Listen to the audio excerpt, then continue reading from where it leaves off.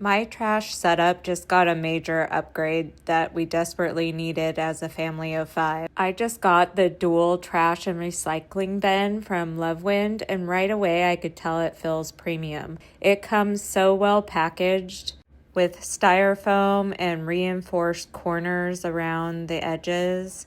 And I love the brushed stainless steel finish. It looks sleek and modern, not bulky or industrial. Inside you get 2 removable bins, a large 19-gallon side for regular trash and an 8-gallon side for recycling, which gives us a lot more space than we had before. One thing I immediately noticed is how sturdy this feels. The pedal is heavy duty and responsive, and the bins feel solid. And there's no slamming of the lid. The soft close lid shuts slowly and quietly, which I really appreciate, especially in a busy household. And it even has built-in handles on either side for transporting the garbage can.